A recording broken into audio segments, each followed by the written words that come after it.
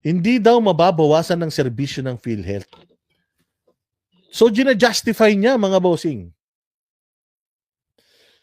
Gina-justify niya yung pagkakaltas nila ng budget or pag-zero budget sa PhilHealth. Akala ko ba Bongbong Marcos meron autonomy? Kasi ang trabaho ng presidente ganito. Ito yung working budget natin sa buong Pilipinas. Dinagdagan ko ng 1 trilyon.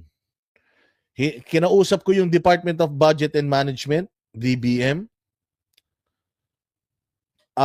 Kaya ba natin tong, kung dating halimbawa, dating 3 trillion, ngayon 4 trillion halimbawa, kaya ba natin? Kaya. O sige. So ito ang budget, working budget natin. 4 trillion, let's say for example. Ibibigay, so pagka pinirmahan niya na yon, yung budget na yon, Congress na ang maghahati-hati noon. Kasi nga, considering that Congress has the power of the purse, Congress na maghahati-hati noon. Tapos, ano na yon? Yun na nga, yung hihingan na nila ng budget proposal lahat ng mga ahensya ng gobyerno. Either dagdagan nila or bawasan nila, discretion nila yon. Pumunta ngayon diyan sa Senate. So yung mga senador, meron silang mga reservations, ano to, pag-uusapan nila sa BICAM yun. Either i-maintain nila or babawasan nila, i-allocate nila sa iba. So magkakasundo sila kung ano yung mga budget na ibibigay nila sa bawat ahensya ng gobyerno. Putang ina, zero ang budget ng PhilHealth. Saan napunta yung unang proposal ng budget ng PhilHealth? Saan dinala? Magkano ba yung proposal ng PhilHealth na budget? Kung halimbawa ang proposal budget ng PhilHealth, ang nire-request ng PhilHealth na subsidy galing sa gobyerno, halimbawa 200 billion, let's say 200 billion, or let's say 100 billion. Kung tinanggal mo yun, saan mo dinala yung pera na yun? At saka naiintindihan nyo ba yung ibig sabihin ng earmarked budget? Ibig sabihin ng earmarked budget, automatic yun. Automatic na itong PhilHealth, ito yung budget nila. Tapos, ano na lang yun, it varies whether tataas pa. Pero hindi na dapat bumaba ron. Halimbawa, kung ang PhilHealth, ang budget niya is 50 billion, pwede silang humingi ng mas mataas kung meron silang mga bagong proyekto. Pero kung hindi ma-approve yun, hindi dapat bumaba ng 50 billion yung kanilang budget. Alam nyo ba kung bakit? Kung saan napupunta yung budget? Kasi laging sinasabi nitong mga kupal na mga vloggers niya na hindi importante yung budget kasi naman ang PhilHealth nagko-contribute yung mga members. Putang ina nyo, ilan ang walang trabaho sa Pilipinas? Ilan ang walang trabaho sa Pilipinas, mga bossing? Ang dami. Napakadaming walang trabaho. Kami na nagko-contribute, responsibilidad kami ng PhilHealth. Babayaran nila. Hindi mga ginawa nga ni PRRD, kahit hindi ka naghuhulog sa PhilHealth, membro ka ng PhilHealth. Anong pang babayad ng PhilHealth? Kung halimbawa ako, hindi ako nagtatrabaho, hindi ako naghuhulog sa PhilHealth. So ang gagawin ko, mag-o-hospital ako, hihingi ako ng tulong sa PhilHealth. Wala naman akong hinuhulog sa PhilHealth. So ang gagawin ng PhilHealth, kukuha yun ng pera. Saan? Sa budget ng gobyerno na ibinibigay sa kanila. Kuha niyo yun. Kuha niyo yun. Yung budget na ibibigay ng gobyerno para sa PhilHealth, doon kukunin yung mga magkiklaim na hindi membro. Ang problema, zero budget, zero subsidy. So kung ikaw wala kang trabaho, maralita ka, na ospital ka, magkiklaim ka sa PhilHealth. Kanino kukunin ng PhilHealth yun? Sa amin na mga nagko-contribute? Mauubos yung perang kino-contribute namin pag nagkasakit kami, wala na. Kami na yung walang magagamit namin. Kami nagko-contribute eh. Kuha nyo? Hati yan eh. Hati ang PhilHealth at saka ang gobyerno. Kaya nga subsidy. Zero subsidy. Ibig sabihin, mababawasan yung pang-serbisyo ng PhilHealth. May sobrang pera ang PhilHealth eh. Para yun sa mga membro. Yung sobrang pera ng PhilHealth, para yun sa amin, nagko-contribute kami. Yun, ibang kaso yun. So, hindi dapat zero budget etong PhilHealth, lalo na sa subsidy, kasi mawawalan na ng tulong medical yung mga hindi nagko-contribute. Di ba? Utang ina to sila Jam Magno, mga bobo talaga eh. Palibasa hindi nagko-contribute eh. Kuha nyo? Akala nila kasi talaga, sa amin hindi kami apektado talaga niyan. Kaming mga contributors sa PhilHealth, hindi kami apektado. Kasi nga, since we are members, we're contributing, pag nagkasakit kami, mandato ni PhilHealth na tulungan kami. Meron akong listahan eh, ng mga hinulog ko eh. Updated ako sa sa hulog eh. Paano kayo, yung mga nakatira sa ilalim ng lupa, sa ilalim ng tulay? Oh. Yung mga PWD, walang mga trabaho yan. Mga senior citizens, wala nang capacity yan para maghulog. Oh, so ngayon, pagka nagkasakit sila, saan kukuha yung PhilHealth? Sa pera ng mga nag-contribute? Putang ina, kawawa naman kami. Di ba? Ginawa nga ni PRRD yung subsidy na yan sa PhilHealth para mabigyan ng serbisyo. Yung subsidy na yan will pay for the services of those people na hindi nagko-contribute, na hindi members. Oh, pakinggan niyo yung sasabihin nito ni Bongbong. Putang ina, napakasinungaling talaga.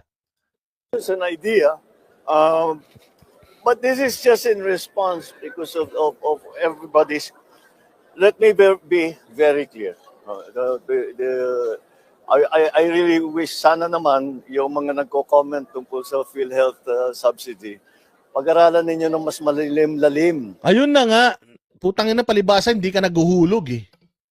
Palibasa wala kang alam. Pag-aaralan namin na malalim-lalim, buti nga kami, alam namin, ikaw hindi eh.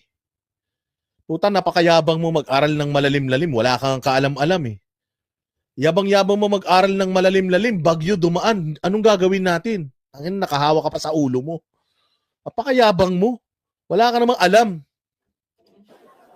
At tignan naman ninyo, at ito ang guarantee ko. Napakasimple lang ang guarantee. Nek-nek mo, madami ka nang ginarantya, Bongbong. Walang natupad sa lahat ng pinangako mo. Alam mo kung saan ka consistent? Sa pagiging sinungaling. Doon ka consistent. O, tinan mo. Sinabi mo, walang pumasok na baril dyan sa KOJC. Ang dami may baril doon. Kinorek mo ba? Wala kang alam. Bagyo, wala kang alam kung anong gagawin mo. Pinagyabang mo yung project mong flood control system, kinaumagaan, binaha tayo. Binangga ng barko yung flood control system. Putang ina niyan. Ingot, di ba? Tapos sasabihan mo kami na aralin nyo naman ng maigi, aralin nyo ng malalim. Ito na nga, inaaral na nga namin, kaya nga alam namin na palpak eh. Pag ziniro mo, ibig sabihin, puta may problema. Hindi mo binigyan ng budget eh. Hindi mo sila binigyan ng ano eh. Hindi mo sila binigyan ng working budget. So, paano gaganda serbisyo niyan? Tingnan nyo kung gaano kasinungaling to. Kahit may subsidy, kahit walang subsidy, kahit anong contribution, all of these issues, hindi mababawasan ang serbisyo ng PhilHealth. Hindi mababawasan ang bayad ng PhilHealth sa insurance claim. Sa insurance claim ng may insurance. Sa amin, oo. Hindi dapat mabawasan, nagko-contribute kami. Pera namin yun eh. Kaya nga takang-taka kami, ba't kinuha nyo yung pera na yun eh? Kino-contribute namin yun eh. Paano? Hindi talaga dapat mabawasan yun sa amin because we still contribute. Even if you do not give them a working budget, a budget allocation, ano kami? Naguhulog kami araw-araw, ay kada kinsenas katapusan. Para meron kaming insurance. Pag nagkasakit kami, i-claim na. Kami, oo. Ang punto nga dito, Mr. President, Hindi nga miyembro yung mga Pilipino na walang trabaho, yung mga indigent sa Pilipinas. So saan sila kukuha ng pondo ng PhilHealth pag nagkasakit sila? Sa kontribusyon namin, lugi naman kami ron. Nakikinabang na nga yung mga mahihirap sa buwis namin kahit di sila nagbabayad ng buwis eh. Sila lang yung may ayuda. Kami nga wala eh. Tapos, pati ba naman yung pinaghirapan namin hulog sa PhilHealth, uubusin pa nila? Sila pa naman yung sakitin. Sila pa naman yung walang sustansya sa katawan at sakitin.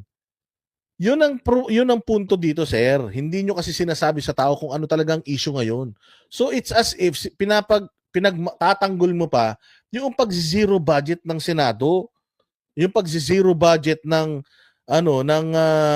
Congress at ng Senate sa PhilHealth. O so kasapakat ka doon, ibig sabihin. 'Di ba? Mia Poche, salamat kayo, Mr. Chair, mabuhay ka.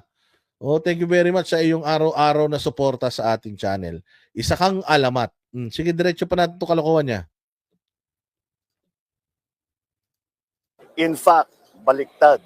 Padadamihin pa namin ang serbisyong ibibigay ng PhilHealth. 'Di ba? Ganyan sila kagago. Ganyan sila kahayop. Sinong tanga ang maniniwala tinanggalan mo ng budget, mas gaganda serbisyo nyo? Tang ina niyan. Saan ka makakita ng ganyang kaloko-loko na tao? Parang AFP. Tinanggalan nila ng budget tapos sasabihin niya, pagagandahin natin ang AFP. Tang ina, 'di ba? Sinungaling. Sinungaling eh. Yung adobo, tanggalan mo ng sahog. Yung adobo, tanggalan mo ng baboy. Masarap ba yun? Hindi, kulang yung Ricardo eh. So wag ka sinungaling. Nagsinungaling ka na nga sa 20 pesos na kilo ng bigas eh, pati ba naman dito magsisinungaling ka? Saan ka makakakita ng inubos nyo na yung budget ng PhilHealth, mas gaganda pa serbisyo ng PhilHealth?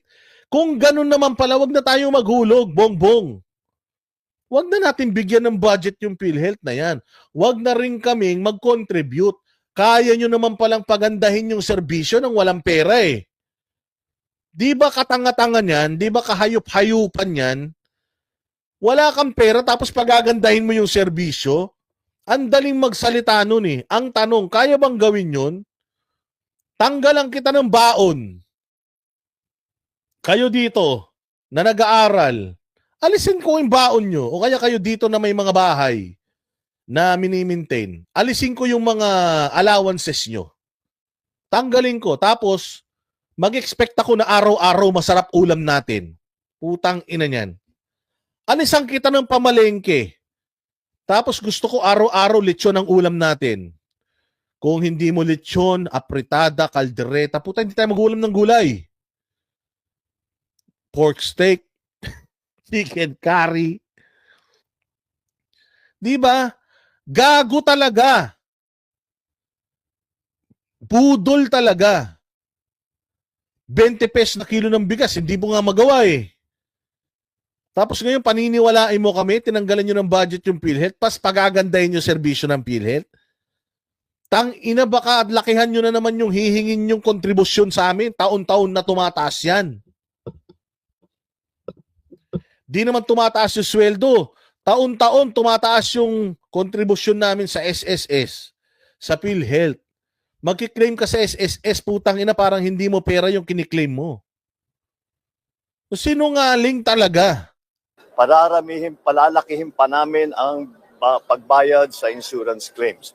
So, I would like to just assure everybody, huwag niyong inaalala na mababawasan ang serbisyo kahit na kanino. Ang kapal ng mukha, di ba? Huwag daw nating inaalala.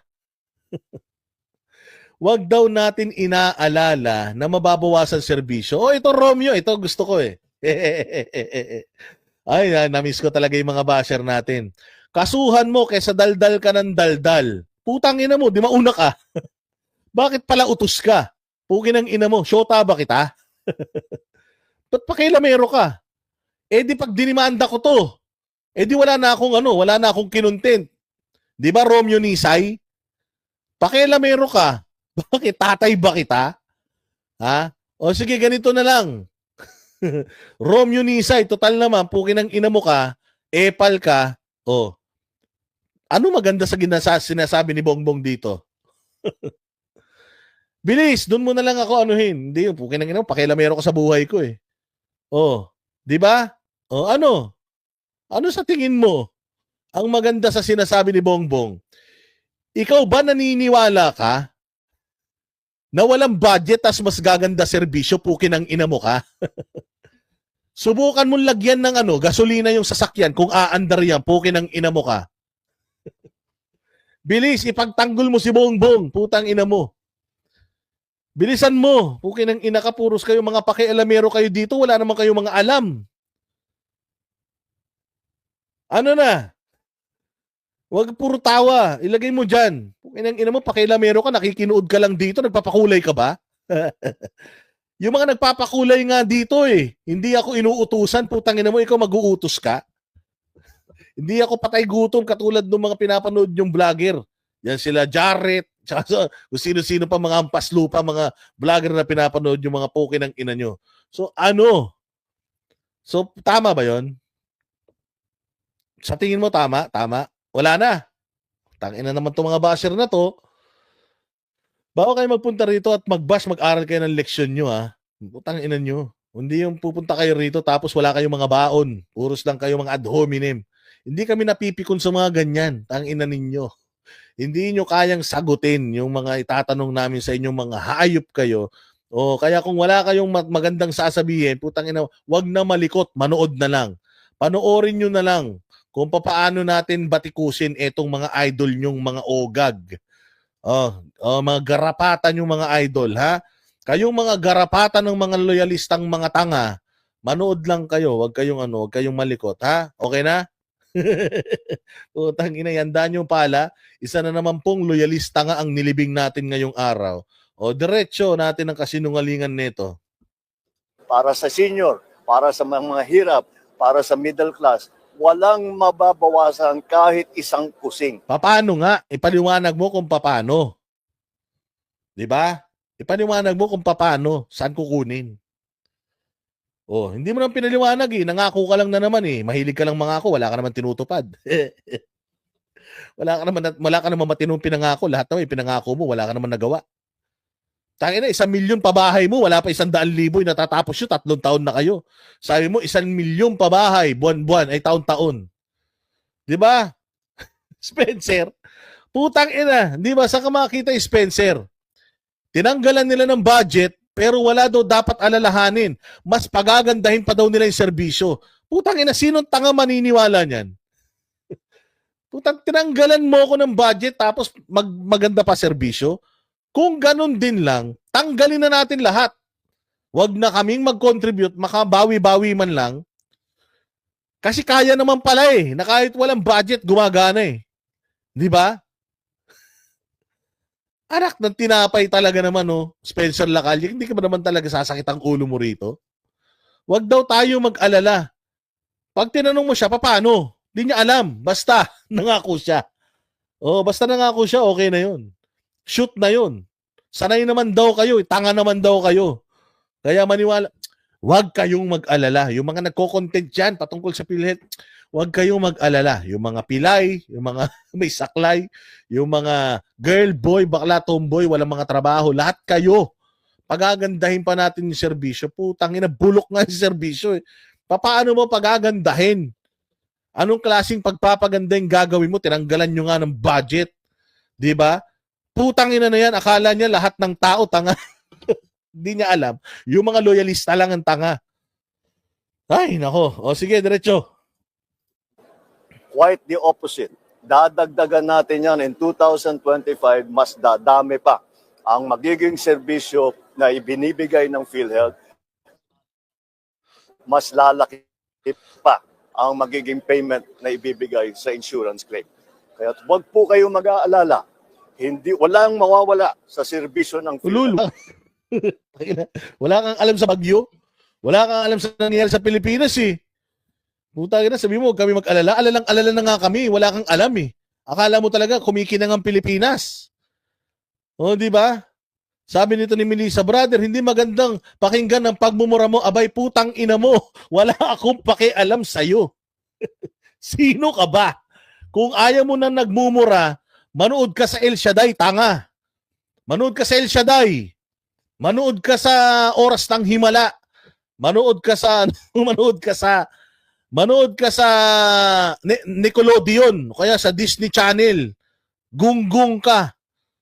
Putang ina mo, ano pakialam mo? Nanay ba kita, Melissa? Kung ayaw mo, wag mo. Oo, putang ina. Niloloko na tayo nito. Ano gusto mo? Purihin ko pa tong hayop na to, katulad mo? Okay nang ina ninyo. Putang ina ka. Manood ka ng Oras ng Himala. Putang ina dun, wala, nagmumura ron. Putaragis yan, masyado ka palang mabait, baka kunin ka ni Lord. Ha? Merong mabait dito. Putang ina, sobrang bait mo, Melissa. Parang hindi ka nag-premarital sex, ha? Putang ina ka. Ayabang-yabang mo, ha? Hoy, Melissa Taborada. Putang ina, virgin ka pa ba nung nakuha ka ng mister mo? Baka naman hindi. Putang ina, premarital sex ka eh. Kung makapag ano ka, kala mo banal ka. Putang ina yung mga banal-banalan, magpupunta kayo sa langit-langitan. Ingat kayo, ha? Wag masyadong maarte. Hindi naman kayo importante. Ha? Sino mo hindi mo papamo? Tangin na kung makapagsalita to. O kala mo ayaw na nagmumura, putang ina galit na galit sa nagmumura. Ulol. Si Duterte nga nagmumura eh. Okay lang eh. Tangina niyan. Channel ko to eh. Madre ka? Madre? Sabi ni Atsia. Madre yarn. Tangina niyo mga mga arte-arte niyo. Kita mo yung mga pare. Linis-linisan, putang ina mga manyakol. Yung iba, nang check-in ng mga minor de edad. O kita mo, sila nagsampa ng pangatlong impeachment complaint kay Inday Sara. O, di ba? Tangina nyo nga, arte ninyo. Ibagay sa mukha yung kaartihan, sabi ni Putragis. Tangina ko makaartak, asta kayo rito, baka mahiya si Virgin Mary sa inyo, ha? Oy, chicken adobo. Mabuhay. Mabuhay ka, chicken adobo. Oh. Tayo na, sabi nga ni Fredby, kala mo, hindi ka nagmumura pag nasasarapan ka. Makaarte ka dito, kala mo, santo ka. Baka yung halo mo, tanggalin mo, linis-linisan mo konti. Putang ina, nahiya ang mga santo sa langit sa sobrang kabaitan mo. Ha? O, sige, diretso pa natin ito sinasabi ni Marcos. Mas pinapaganda pa nga namin ang pagpatakbo ng PhilHealth para mas marami pang maibibigay sa taong bayan. Oh, di ba? Oh, mas pagagandahin pa daw nila. Papaano? Bahala kayo. Oh, ito yung sinasabi. Ito yung sinasabi ni Pastor Apollo Kibuloy. Oh, na pag ikaw gumawa ka ng nagbigay ka ng nangako ka, dapat meron kang basihan sa pangako mo. Dapat meron kang pinanggagalingan, ito yung pinanggagalingan natin, ito yung batas, ito yung mga aalisin natin and so on and so forth. Ganyan. Hindi yung putang ina basta nangako ka, imposible na naman ipinangako mo. Ipangako mo na rin bongbong mag-snow sa Pilipinas. Ipangako mo na rin magkaroon tayong Disneyland, Hollywood, Planet Hollywood, at saka Universal Studios. Ipangako mo na lahat, bongbong, para putang ina sagad-sagarin mo na. Ipangako mo na rin na lahat ng buong EDSA ipapatiles mo. Oo, ipangako mo na putang ina gagawin mong ginto lahat ng bubong ng bahay natin, ganun. Libreng kuryente, libreng tubig, lahat ipangako mo na, bongbong. Total, masinungaling ka rin lang naman. O, hindi ba? O, sabi nito, bastos talaga pag DDS. Ganun talaga. Bastos talaga kami. O, di ba? O, ngayon, ikaw, Salve. Tayo na, pangalan mo pa lang, mas bastos na eh. Para kang si Salome Salve. Hindi ba? O, ano naman sa'yo ngayon? Bastos talaga kami. Lalo na sa mga kawatan. Bastos talaga kami, lalo na sa mga magnanakaw. Kaya sabi ko nga sa inyo, kayong mga BBM supporter, nood lang kayo dito. Utang inang yan. Oo, nood lang kayo rito, mapapahamak kayo.